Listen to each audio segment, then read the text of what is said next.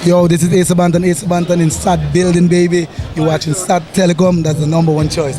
Boom! Whenever the iron play, I'll be there. Wherever the steel band play, I'll be there. Anytime it's carnival, yo, festival, bacchanal, behind the big truck, down the road, everybody, they know that I'll be there. Yo, this is Mr. Challenge, you're watching SAT TV, the people's choice.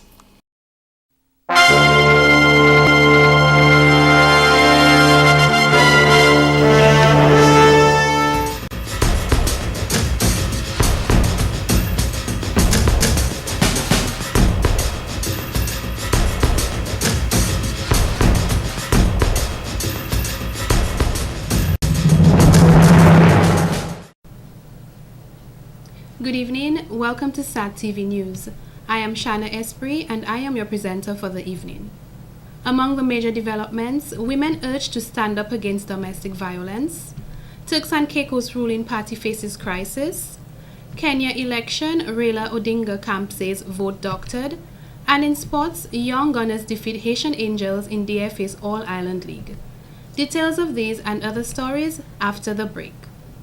Del Prado juices are naturally delicious. Not only do you get a variety of flavors, you also get a variety of sizes at incredible, unbeatable prices. Try the 12-ounce cans, which are ideal for one serving of delicious, refreshing juice. Or try our 946 milliliter sizes, which are ideal for the whole family and every size in between. The prices are unbeatable. What else do you expect from Astafans? Right place, right price. Excuse me, miss. Do you mind me asking how much you paid for this milkshake?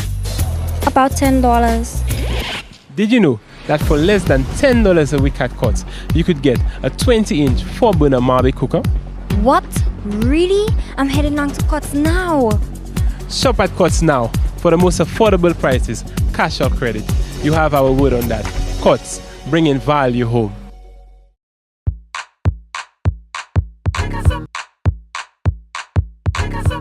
Feel the power surging. Watch how them doors them open. Lean back, feel the magical work of Appleton. Walk up on high and floating. Sorry, but I really can't help but gloating. I said lean back and feel the magical taste of Appleton. Appleton, come turn me on. Appleton, walk up my body. Appleton, chase on the Appleton. Oh, I feel into party. Appleton, come turn me on. Appleton, walk up my body. Appleton, chase on none. Appleton, oh, I feel into party.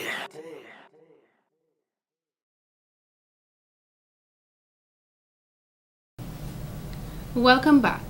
The Dominica Audiovisual Association officially held its general meeting where a 7-member executive selected Ms. Jessica Chanham to head the association. Ms. Canham believes the Chief Directive of Business as an executive is to review the draft constitution and to create a work plan. She added that their main goal is to generate better opportunities and conditions in Dominica in order for persons to grow their businesses.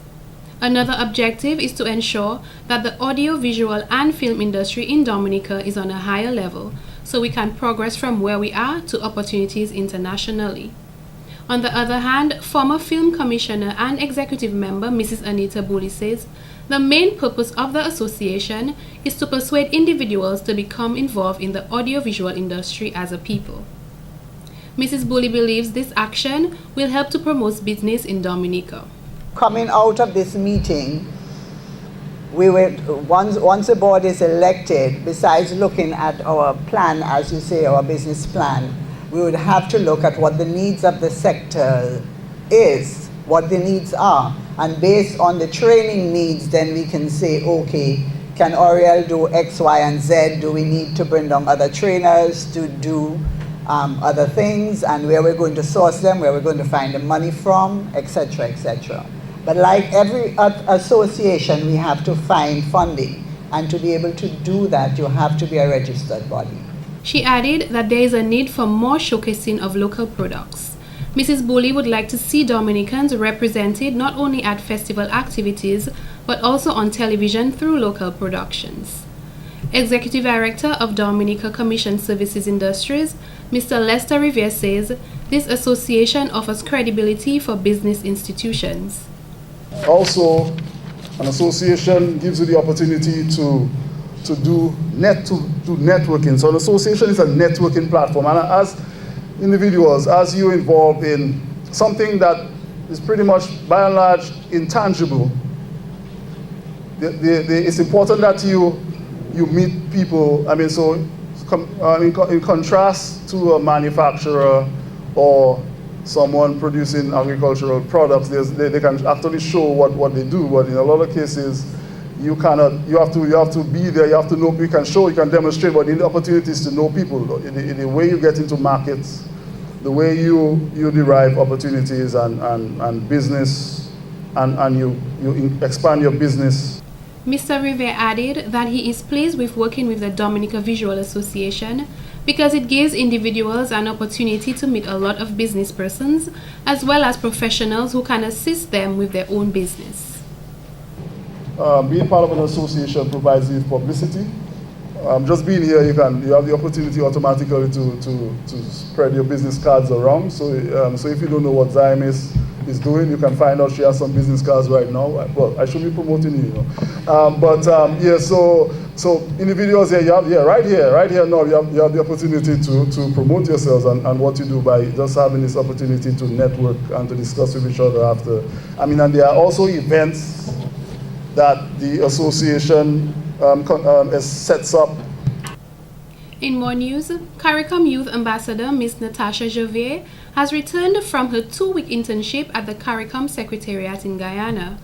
Ms. Javier says the main purpose of the internship was for the CARICOM Youth Ambassadors, as 4 persons were chosen from various islands to learn how the Secretariat operates, the operations of CARICOM and what CARICOM entails in detail. Also, what we're going to do is when we start our new year, there's going to be an incoming dean and she would need some support. So the 3 others would be the ones who are going to be there to help her, to assist her. So we needed to learn what, the whole concept of CARICOM was about. So we got presentations from the different departments, the different sectors that CARICOM entail, and the different, areas that they did and what they did, what their operations were, and so on. She says one of her duties as a youth ambassador is to promote CARICOM throughout her island, and she believes that she is now better equipped to assist students from different schools with information pertaining to CARICOM. This also applies to the elderly who needs information about CARICOM, she added. Ms. Javier says CARICOM can be seen as the bigger voice to represent Dominica, and it is essential to educate the youth on that topic. She also informed us that there is an outgoing and incoming dean. The incoming dean has not been made official as yet, however, she is expected to be appointed in September. When asked if there were any upcoming activities, Ms. Javier had this to say. Well, one of the biggest things that we have coming up is CARIFESTA, and that runs in August from the 16th to the 25th.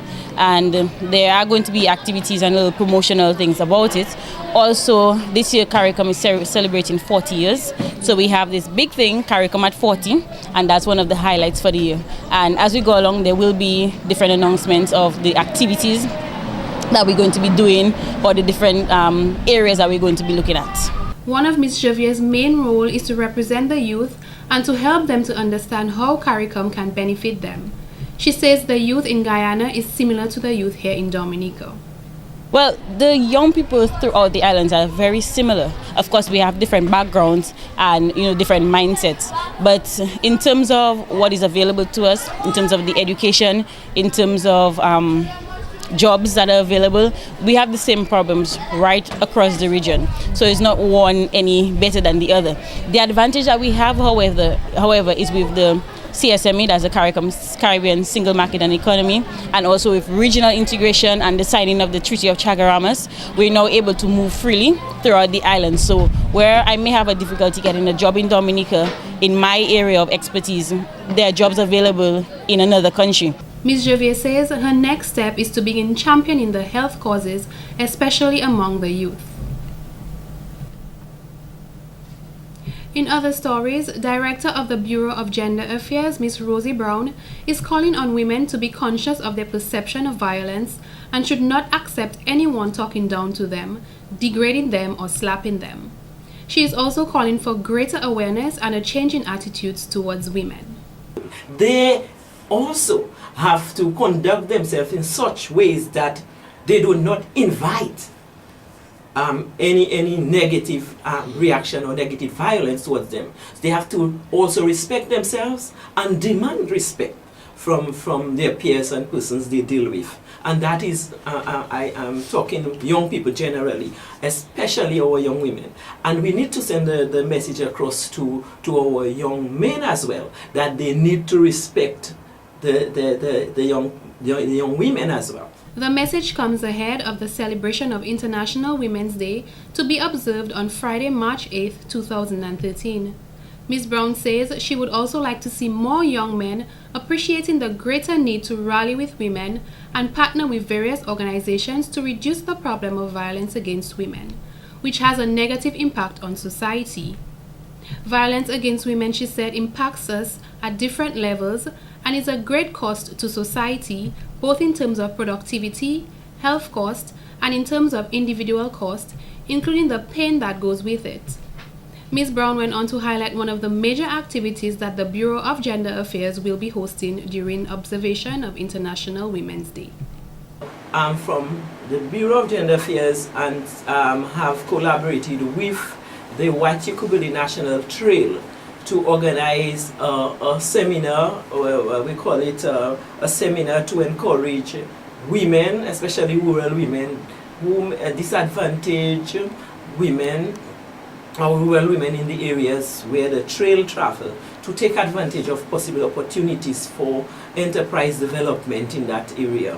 Some of them might go into agriculture, horticulture, maybe tourism related, but to encourage them to take advantage of such opportunities. She stated the theme of this year's celebration is "A Promise is a Promise, time for action to end violence against women." Ms. Brown added a new trend is being seen regarding of violence against women. A collaborated effort is required to eradicate and prevent it from spreading out of control. She said what they are hoping to achieve is a greater awareness that this problem exists. It is a very serious one, so more people can seek help to make a positive difference. One of the things that we hope also to do as from our point of the Bureau of Gender Affairs, and certainly some of our stakeholders, is to develop at some point a plan of action, a national plan on gender violence. And to do that, you need the contribution and input of both institutions as well as individuals and the general public.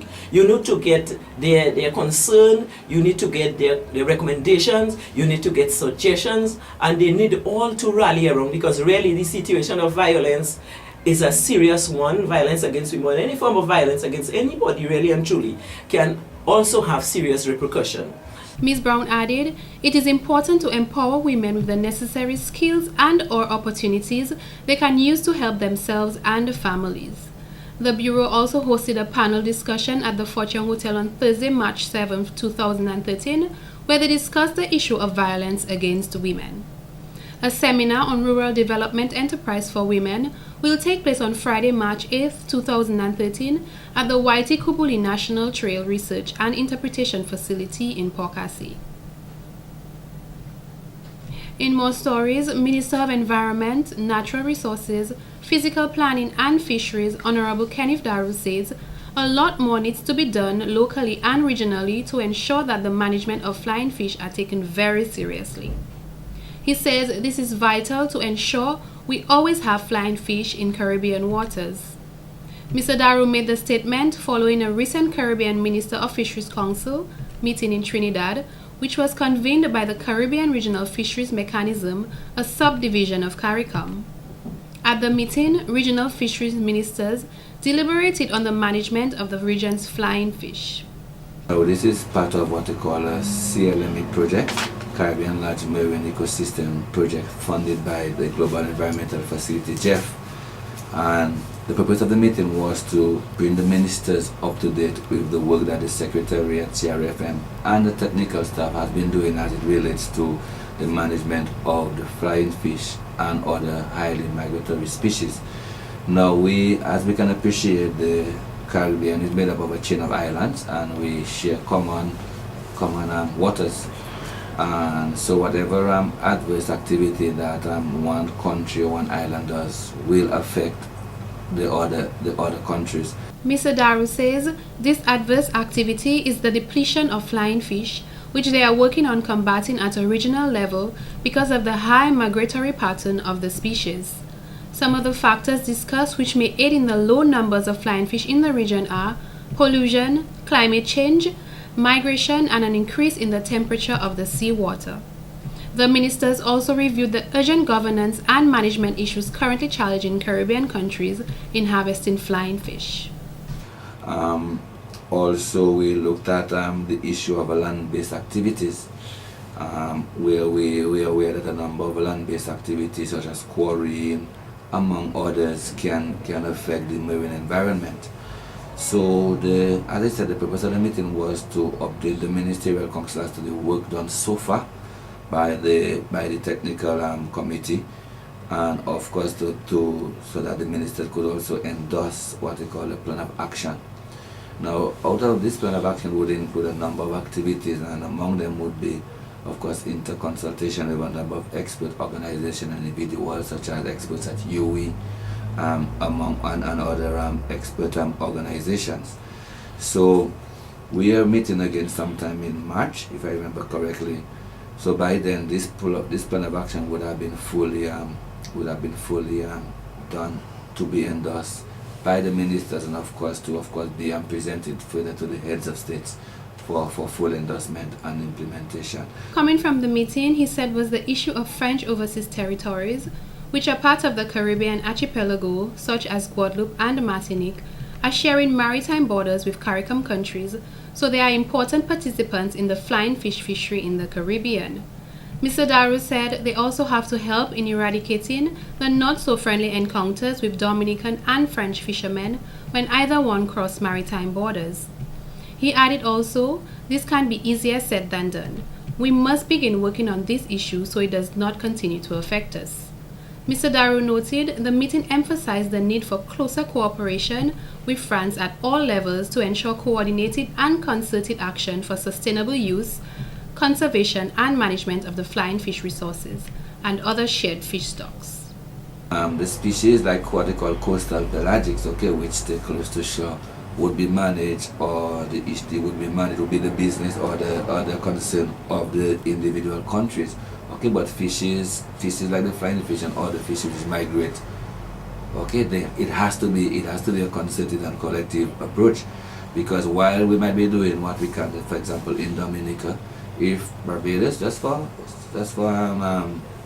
want of an example, Barbados and Vincent and Lucia are not doing what they have to, it can affect the stock, because the time that these flying fish pass through the waters, if for example the waters are polluted, that means they might never make it to Dominican waters to be available to the Dominican fishermen. So it has to be, yes, we have to have local mechanisms in place and ensure that they are adhered to, but at the same time it also has to be part of a concerted approach, because even if each individual country do what they have to do, then we can say that yes, that we can successfully manage it. He said they will not only focus on flying fish, as there are many other migratory species of fish moving through the Caribbean on a regular basis.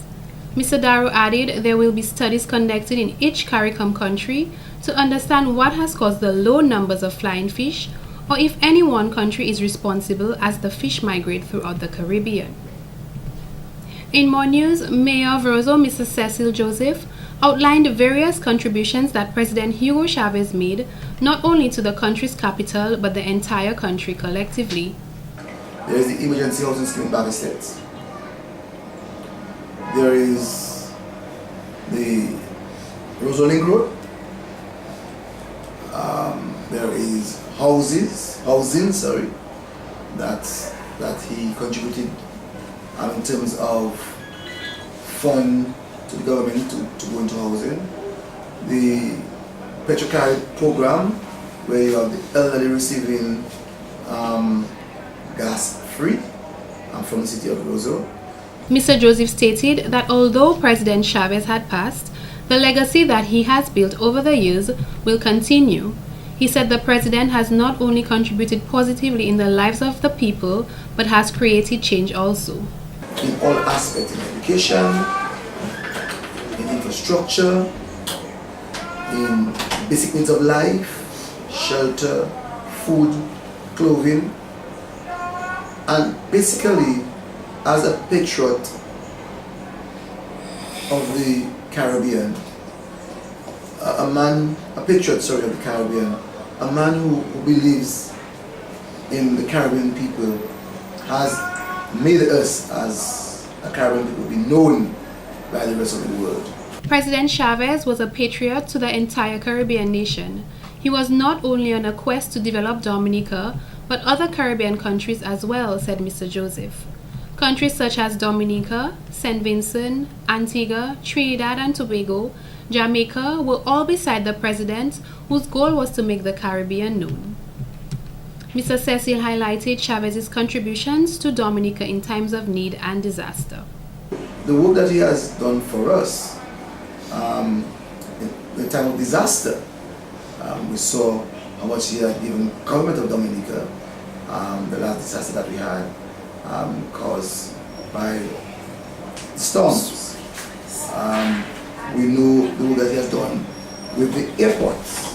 What would have cost us if we had to literally pay a bank? What would have cost the government of Dominica and the people of Dominica, the taxpayers of Dominica? When we look even at the ESU care program for the elderly, the contribution that he has given outside of Libya, he has given. When we look at scholarships that's been given to students today to study in Venezuela that would have never gotten that opportunity. He made specific mention of the less fortunate people in Venezuela who respected Chavez mainly because he fought for them and they will remember their great hero until they die. Mr. Joseph admired President Chavez because of his strong belief in God. He said that the Western world did not understand the mindset of Hugo Chavez. When I hear the Western world talk about President Chavez, I tell myself what is actually happening is capitalism literally fighting socialism. Socialism in what way? Because President Chavez believes in God. President Chavez knows of the existence of God. And he understands what Jesus Christ went through in ensuring that he meets the plight of the poor. And President Chavez knows for a fact that when he was alive, that if Christ himself was a sinless man, was crucified on the cross, he himself as a sinner who sees things differently from other people will criticize him. The people of Angola, Libya, Egypt, Latin America and South America all feel they have lost a brother and a comrade because of the major contributions and the establishments of ALBA, Mr. Joseph added. He said the leaders of the Caribbean who did not get the opportunity to know who Mr. Chavez was have missed quite a lot. He made specific mention of Honorable Roosevelt Skerrit, who had the opportunity to feel the warmth and love of President Chavez. He wishes the relationship between Dominica and Venezuela will continue and create even stronger ties for both the people of Dominica and Venezuela.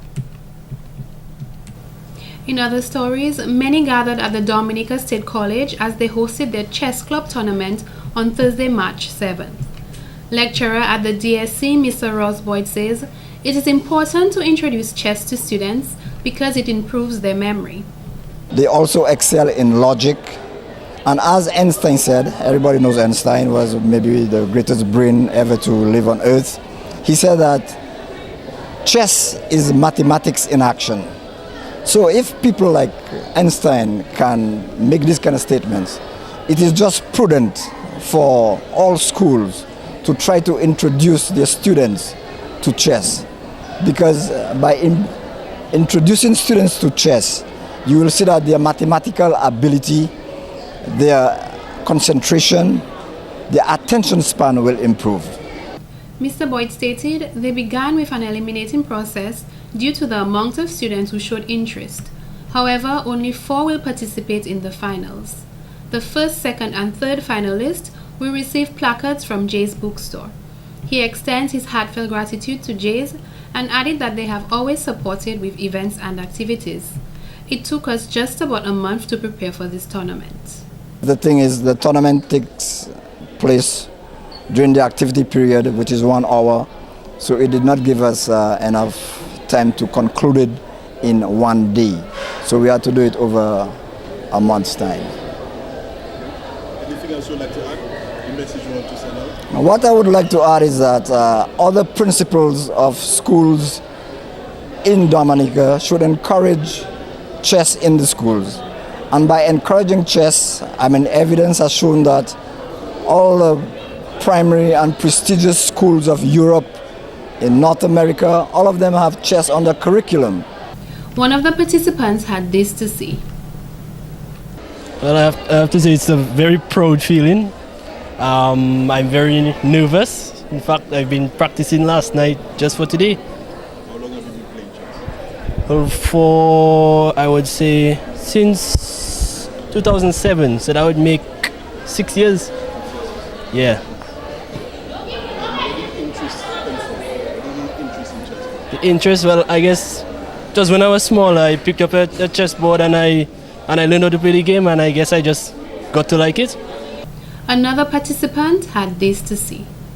I've been playing chess for a number of years. It first started when I was in high school, in first form, so this will be my 8th year playing chess. Where did that interest develop? Where did that interest come from? It first came from when I was in the library at my school in St. Mary's Academy. I saw a lot of people playing chess at 1 o'clock, and I decided to try and learn the sport.